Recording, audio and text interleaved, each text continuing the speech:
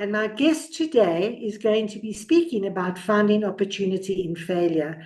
And I'm very excited to welcome our guest to Finding Your Feet After Failure, the mindset whisperer, Kim Vermaak. Hi, Kim. Hi there. Thank you so much for having me on the show. Thank you so much for joining us. I'm sure we're going to have some interesting insights from you.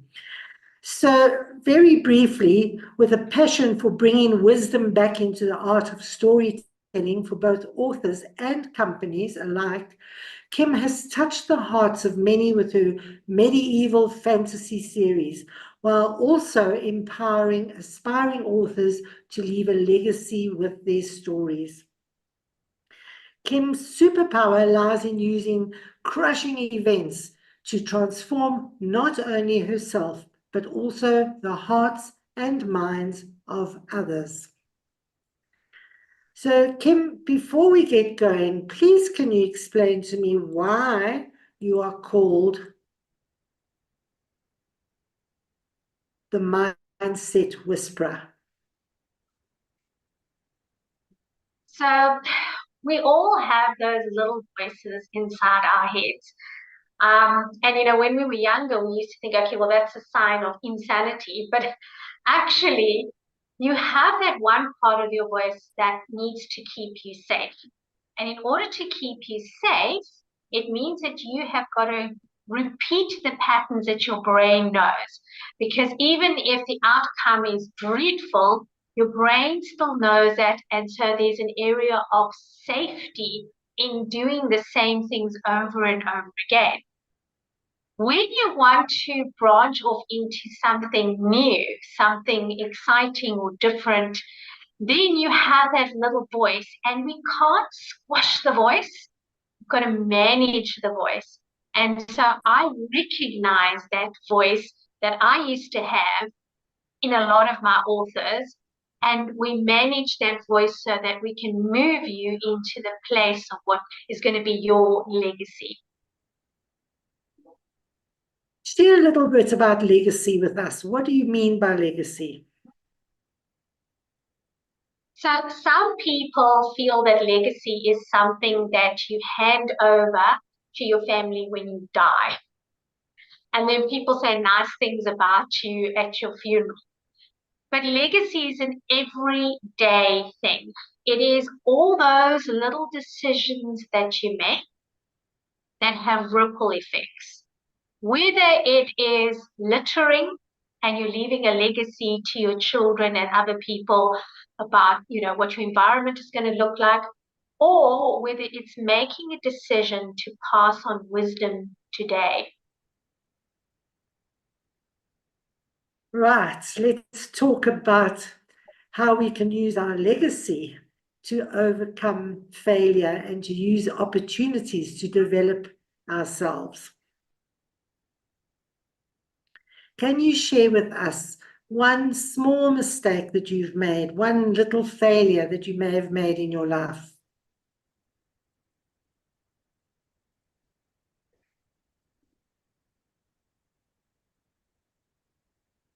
Sorry, Liz, I kind of lost you at the moment. You're talking about little mistakes. Yes. Sure. I haven't made one or two little mistakes. I have made a massive amount of little mistakes.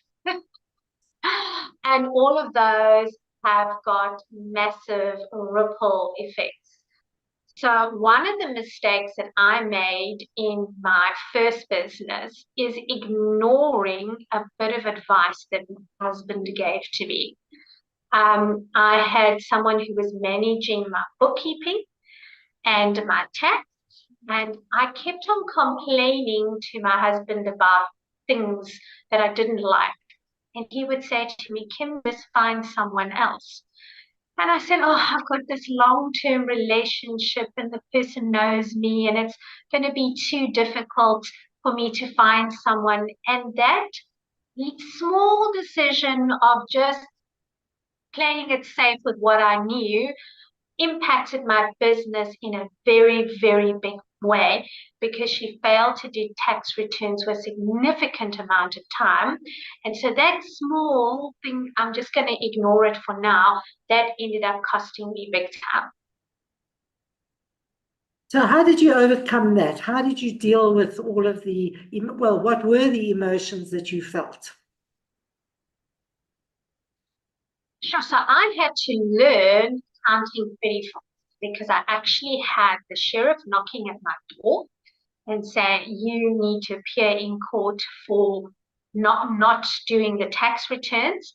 I had a friend that was in Port Elizabeth who was an accountant, and we did a whole bunch of years of bookkeeping in literally about 5 months. And so what I did learn is that I can actually do this. I can learn these things and I could ask questions in a safe environment. My friend was a net of safety, and I could say to her, I don't understand what this means. And she would explain it to me over and over again until I got it. Now I can read an income statement, I can read a balance sheet, and I know how to look out for certain things. There's certain things that I can pick up that I learned through that experience. So it means that I'm never going to be in a situation again where someone can pull the wool over my eyes because I actually understand how bookkeeping works and what the receiver revenue is looking for inside your books. And how did you feel? What were your emotions at the time? Oh my word, it was dreadful. I felt like such an utter failure. Now, I didn't come onto the show to discuss that. There was something else that I needed to discuss, but I do know that a lot of businesses fail because we don't take care of administrative issues. And I was listening to Alan Ray's the other day from Race Corp, and he was saying that the vast majority of businesses that close down don't close down because of liquidation.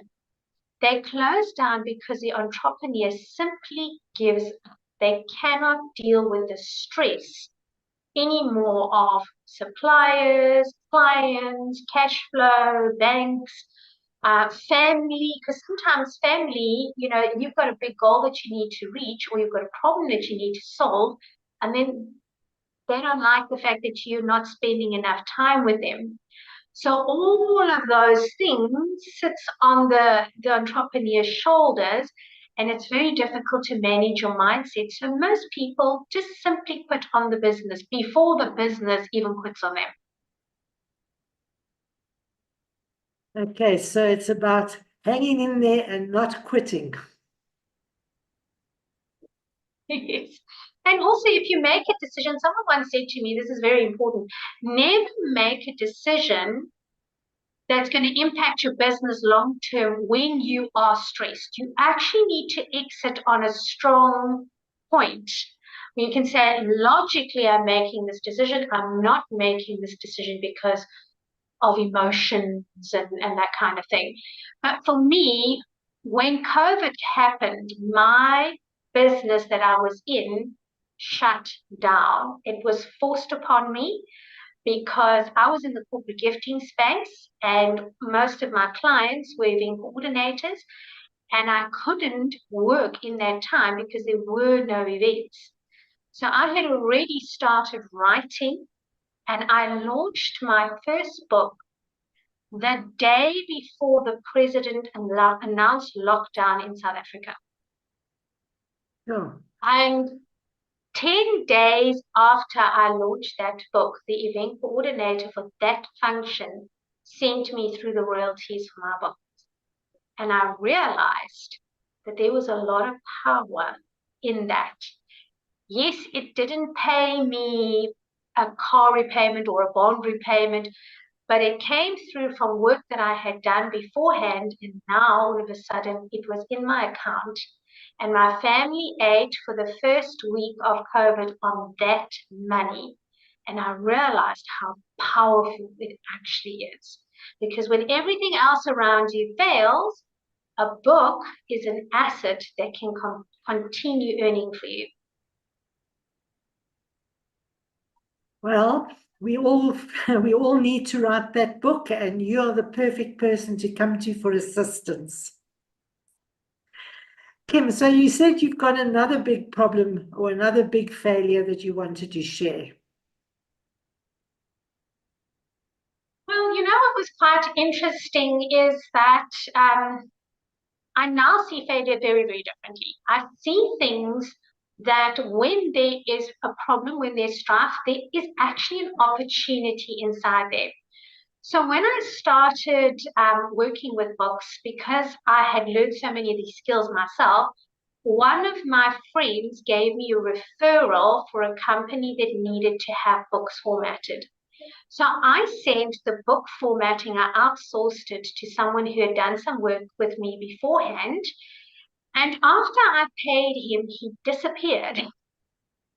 It was quite a devastating time because the client had already paid me. And then what I decided to do is use that money to pay for my kids' online schooling because it was COVID and everyone was schooling from home, and that worked beautifully. But then this person didn't produce the goods and he disappeared. I couldn't reach him. I tried every single way and it wasn't happening.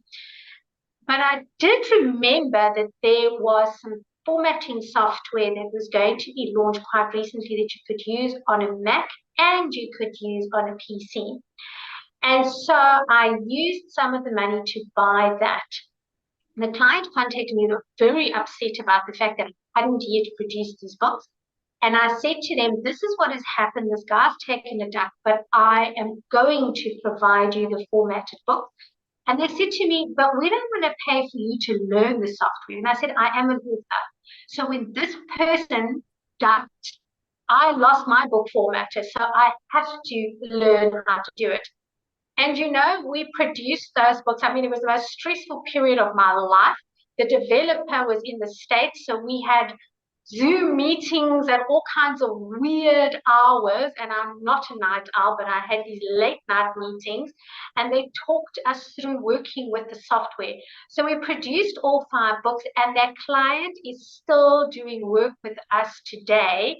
And so that one incredibly stressful event where I felt like running away produced a completely new revenue stream, and that helped us to start our self-publishing company. So without that failure, I actually wouldn't be in the position that I am now. So my encouragement to people is that when there is a problem, look for the opportunity inside the problem. So where did you find the strength to keep going at that difficult time? You were stressed, things were going wrong, you'd been let down. How did you find that strength, and where did you get it from? So there's 2 different sources. The one is my family.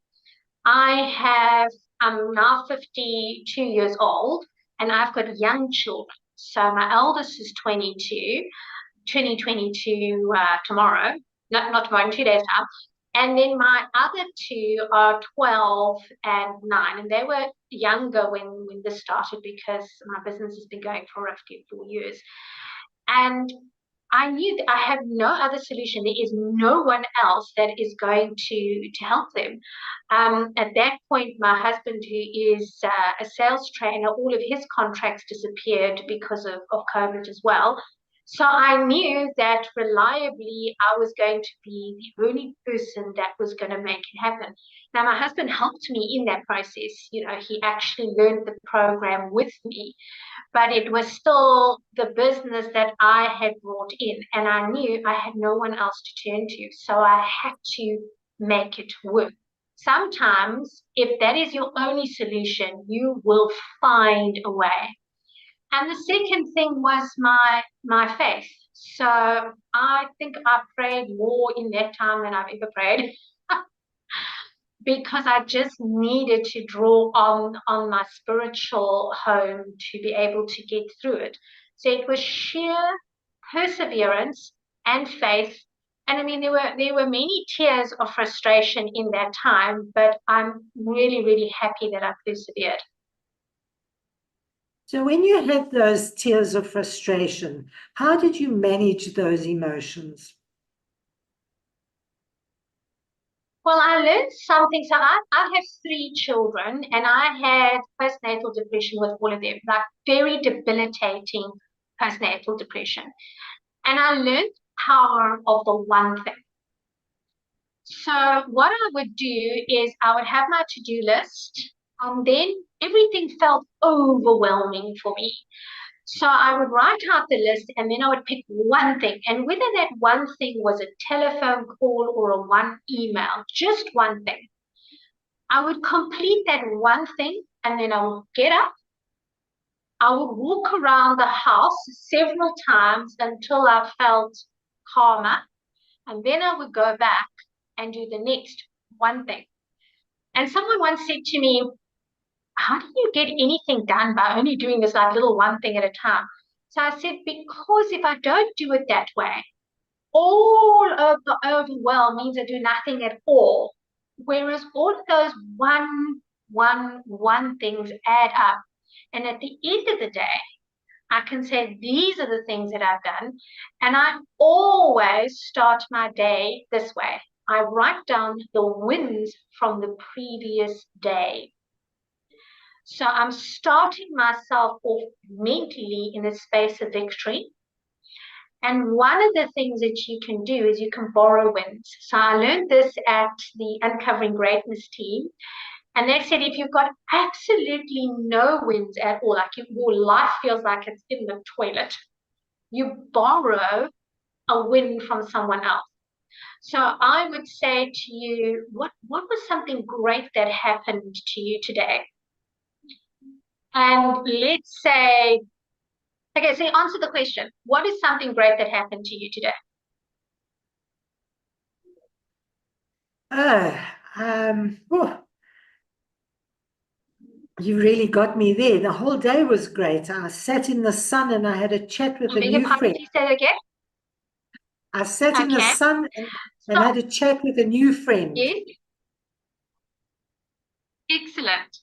So I could say to you, I'm so excited that you got to sit in the sun today.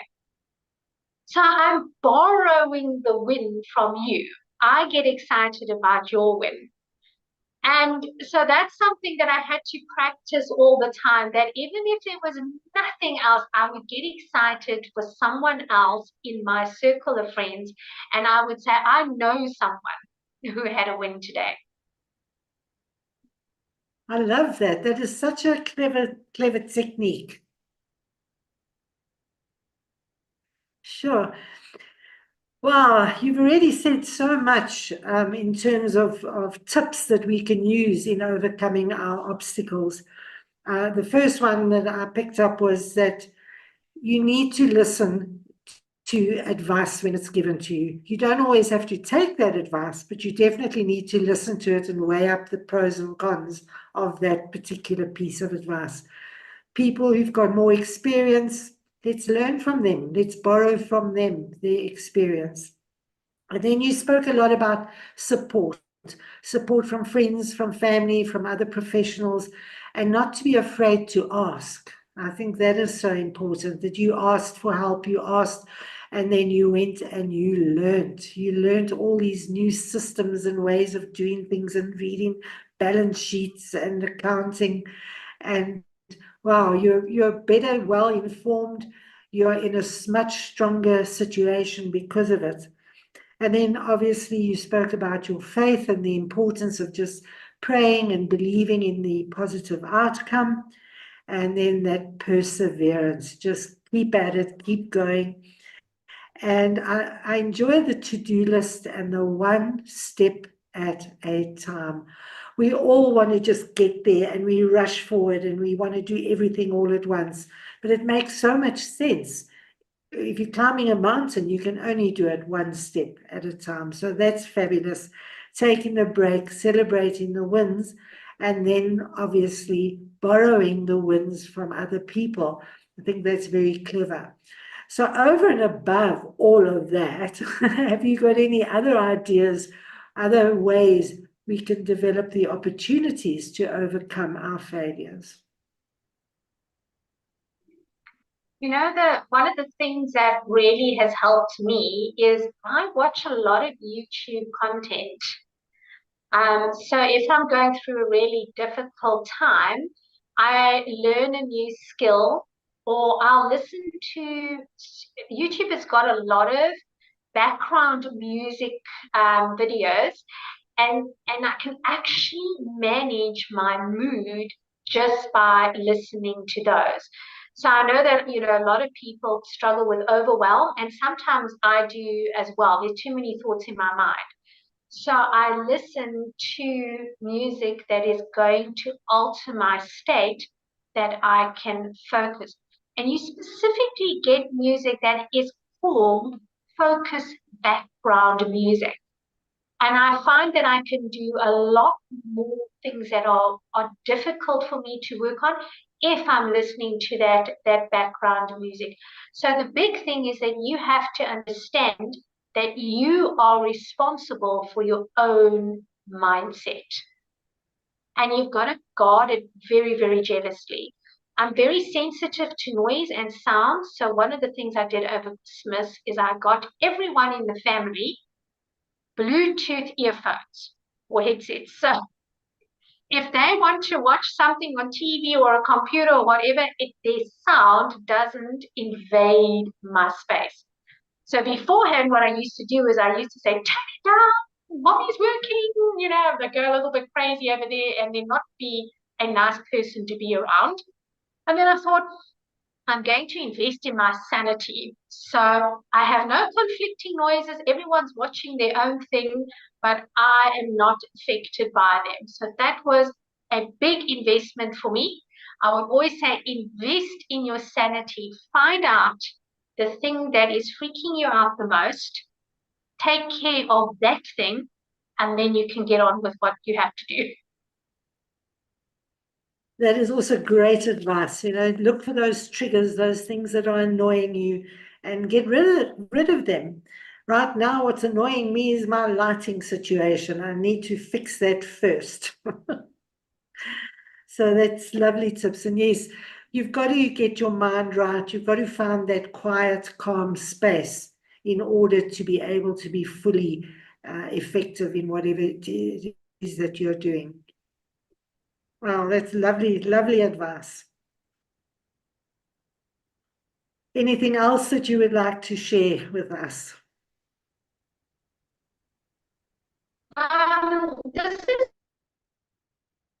This is that I give to my authors. Your body is a tool for you. So take care of it, because it's the vehicle that allows you to work. If you're not eating well to support your brain, if you're not resting well, and if you're not exercising, then you are actually doing yourself a disservice. So we don't get into our car and drive from Johannesburg to Cape Town with no fuel in it. You don't drive without checking your tires and putting oil in the car. But what we tend to do as human beings is we treat our bodies as if they don't have any needs. And so make sure you take care of that. I start every single day. I start with eating protein. I have scrambled eggs every morning with some spinach and some vitamin C. And I started that because I discovered shortly after my second child was born, I have a heart deformity. Now, it's not necessarily a life-threatening thing. It's just something that gets triggered from stress. My valve doesn't close properly. It closes differently to other people's valves. So other people will flatten out, mine kind of goes like that. And I realized that because my children are so young, if I didn't take care of my heart, my husband, there's a good chance that if I died, because men tend to not deal with being alone as well as women do after the death of a spouse or a divorce. So I thought statistically, there's a very good chance that my husband might remarry if I were to die. And I thought to myself, I don't want some other woman taking care of my kids. So then it became a priority for me to take care of myself physically, to eat well. Now, I'm not saying that I'm the ideal weight. I haven't gotten to the peak level of fitness that I'd like to, but I am consistently taking better care of myself now than what I was before I found out about the heart deformity. And that allows me to work at a pace that a lot of other people wouldn't be able to because I'm fueling myself correctly. And the spinach and the oranges are higher in folic, and folic produces a better quality heart. So that was my priority, to make sure that my children have me around for as long as I can manage. And that's what I would encourage. When you're working, when you're doing things, think long term. We spoke about legacy beforehand. I do not want my children to have a legacy that their mother didn't take care of herself, and so therefore they got to be orphaned because of me. So that is my little legacy hack: is look at what your vision is for your life and act every day to make that legacy happen. Fabulous. That's so important. Now, when you're working with authors and they hit a roadblock, they hit some kind of negative turn in their progress, how do you encourage them to get past that? Well, firstly, they should buy my new book, Escaping the Well of Silence. It's got 30 days of prompts, writing prompts, and I wrote it specifically for speakers and coaches and leaders who want to write a book. So I know Marie LaRue has been on your show beforehand, and she's actually doing those writing prompts every day. She's got her own YouTube channel and she's documenting what's happened in there. Because when you get into the discipline of writing every single day, amazing things happen. So beforehand, she struggled to get into it. And then she's got a different problem now. Her problem is she's got too many book ideas and now she doesn't know which one to start first. So just consistently working on the discipline of writing every single day. It's absolutely amazing what will come out of you. People say, oh, you have to be inspired to create. That's not true. You have to put your backside inside the chair and just write. It's the same as fitness. When we go to gym, we think, oh, I don't feel like going. It's feel too heavy and I'm going to be embarrassed by other people who are fitter than I am. You just go every day, you do a little bit, and bit by bit your fitness increases, and then you'll start being excited to go to gym, excited to do the exercise, and you can't imagine your life without it. Writing is the same. You stick to the discipline, and then you will notice the shift inside you.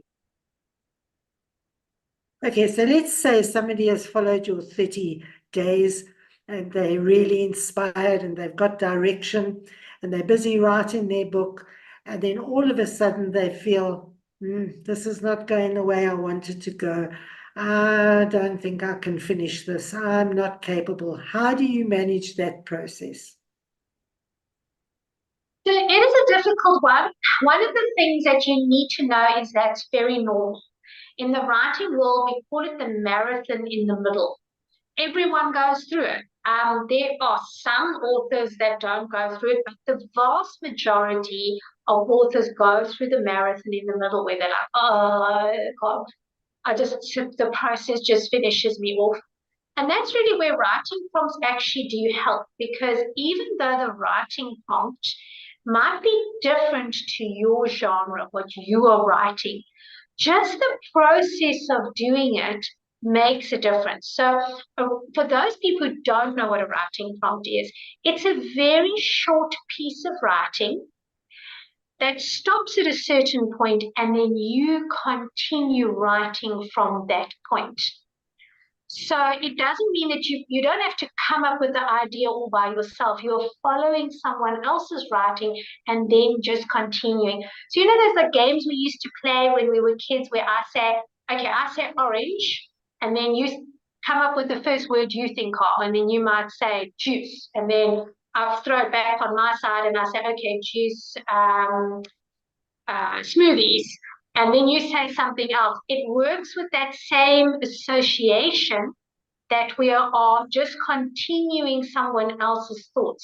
And it's amazing how the creativity comes out. Sometimes it's also you have to do a bit of breathing. You got to do, like I mentioned, doing the walk and doing the one thing. You're coming back and say, I'm only going to write for 10 minutes. I'm just committing to that. And then those 10 minutes become longer. But discipline is probably the most important friend that you've got when it comes to writing, because it's a job. It's not a hobby. A hobby you can do when you feel like it, but when you treat it like a job, like a career, it will untap it. You will be able to write. Well, it took me 25 years to publish my book.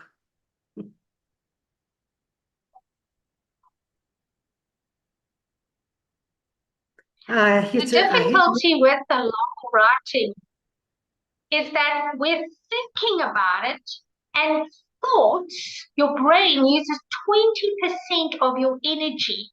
So that's why thinking feels like doing, because your brain is actually using energy to create those thoughts. But only action makes the book get published. Tell me about it. And I didn't have any support. I did it on my own. And so the biggest lesson for me is to find that accountability partner, find that person who can play those word games and give you those prompts. Definitely you need that, besides the support and all the other things that you mentioned.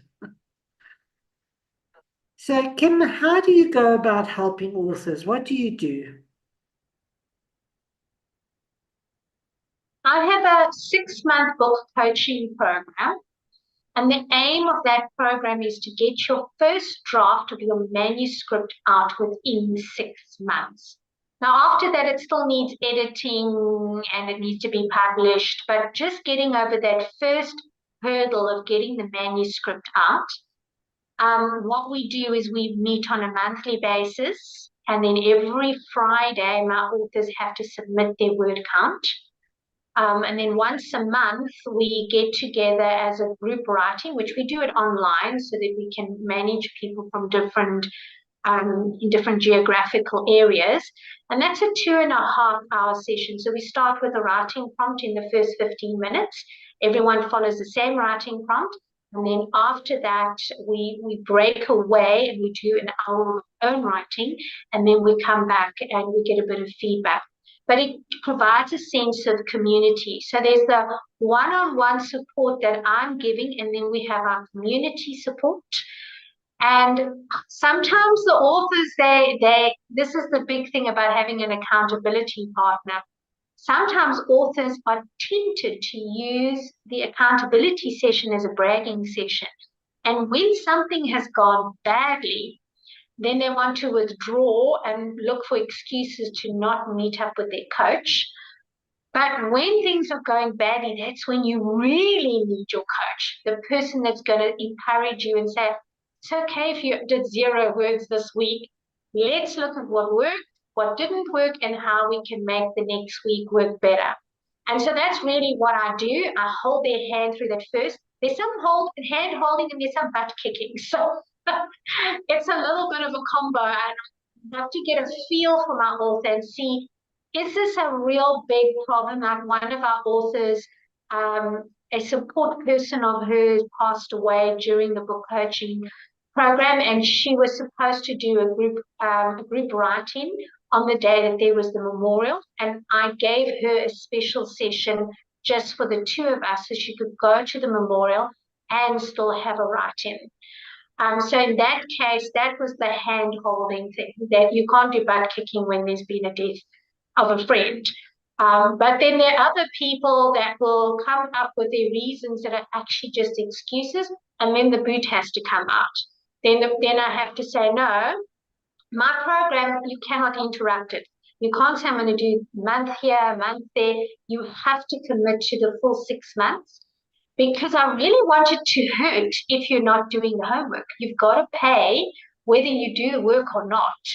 And sometimes there are people who tend to step away. They're like, oh, I've paid for this. I have a contract and everything. I've paid for this. I better do the work.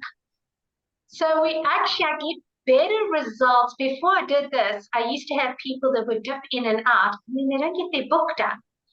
But with the 6-month contract, people think, I have to get this thing done because this is serious business. So to me, I always, at the beginning of the sessions, I always find out, what is your vision? And then when people don't do it, then I'm like, oh, those people you said that you wanted to help, they're waiting for you. So we Fabulous. start with that vision, and sometimes just remembering what that vision is, that pushes them over the finish line. That's a great method. So going back to your statement, find opportunity in failure. How do you go about finding that opportunity? I think sometimes you've just got to trust the process. And if you approach every single difficult situation, one of the other things that Barry Mitchell taught us is that sometimes we win and sometimes we learn. So when that bad thing comes in, you say, okay, what did I learn from this situation? You know, my big accounting nightmare, I learned to take responsibility. I learned that in this country, when you start a business, you are the public officer of the company. And even if you delegate your accounting to someone else, you are still responsible. You are still responsible to find out about your craft, your trade. And it was really, really hard, but I have to admit, every time I've had failure and I've looked at it to say, what did I learn? What could I do differently? I have removed bitterness, because when you blame someone else, you become a victim. So when you say that's my choice, you might say it was the wrong choice to make, but I know better now. I can do better in the future. Then that makes you feel like you're victorious. You're no longer a victim. You're moving forward, and that gives you incredible power. So whether your failure is you got divorced, whether it is that you are drinking too much, you didn't write your book, whatever it is, when you take ownership of it, and you can say, it's like there were things that I felt contributed to that, but at the end of the day, I made those choices. And I can choose better next time. That's empowering. Totally. Take responsibility for your choice and learn from that experience, because it empowers you. Fabulous. So any last tips or words of advice for our audience? So because I'm an author, I have to say that if you've had failure and you approach it from a learning perspective, you can empower other people through your book.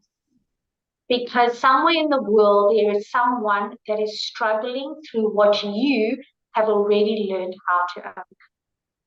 And when you can take your failure and you can package it with wisdom, you can make a difference in someone else's life.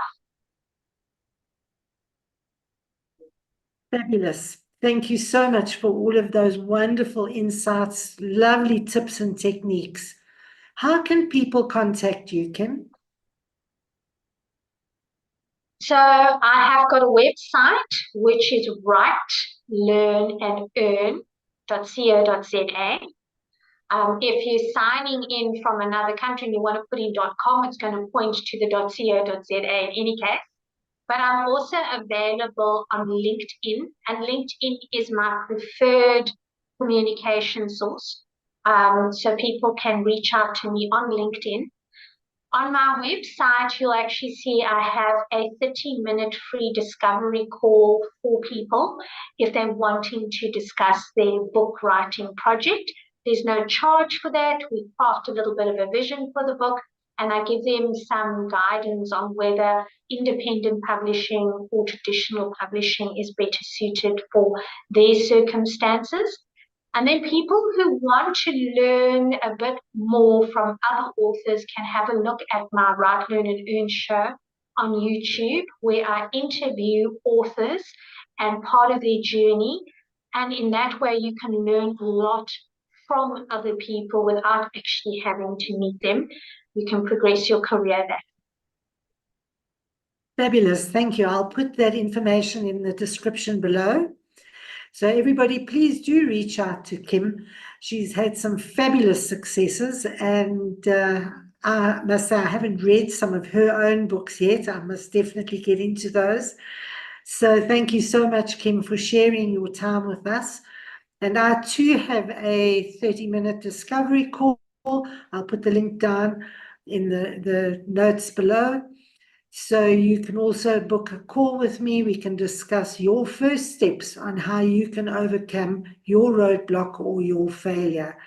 So everyone, thank you for watching, and please do watch the various videos on my YouTube channel. Do subscribe and do follow. Thank you so much for watching. Thank you, Kim. Thank you for having me.